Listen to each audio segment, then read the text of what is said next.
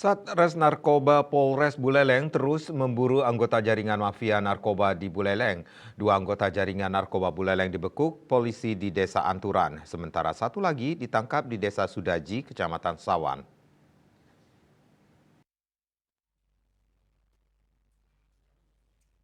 Ketiga tersangka adalah Putu Beni Wijayakusuma alias Beni dari Desa Bakti Srage, Gede Arcana alias Pordan dari Desa Anturan, serta Gede Agus Susastrawan alias Kales dari Desa Sudaji. Kapolres Buleleng AKBP Ide Bagus Widwan Sutadi mengungkapkan, dari tangan tersangka polisi menyita sejumlah barang bukti berupa satu pipet berwarna hijau yang di dalamnya berisi plastik klip diduga narkotika jenis sabu dengan berat 0,07 gram. Dari keterangan tersangka, sabu tersebut didapat dengan membeli dari lelaki yang bernama Pordan. Sedangkan penangkapan tersangka Kales di Desa Sudaji ditangkap di kandang ayam yang dijadikan zona transaksi narkoba.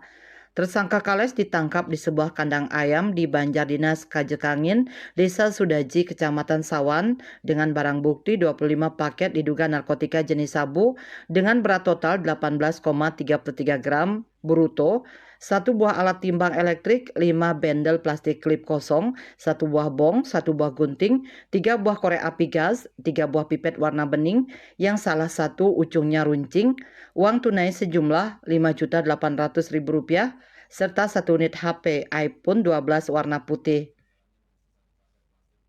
Para insan media dalam rangka melakukan penegakan hukum dan menyatakan perang terhadap peredaran sial yang ditimbulkan akibat maraknya peredaran narkoba di Buleleng ini. Seperti kejahatan-kejahatan jalanan, street crime, kejahatan konvensional, kejahatan lain-lainnya yang meresahkan masyarakat ditimbulkan akibat peredaran gelap narkoba ini. Dan hal ini sejalan dengan yang dideklar oleh BNNK Kabupaten Buleleng.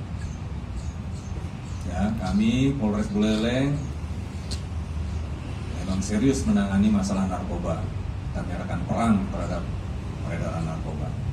Ketiga tersangka dijerat dengan pasal 112 ayat 1 Undang-Undang Nomor 35 Tahun 2009 tentang narkotika. Dipidana penjara paling singkat 4 tahun dan paling lama 12 tahun atau pidana denda paling sedikit Rp800 juta dan paling banyak Rp8 miliar.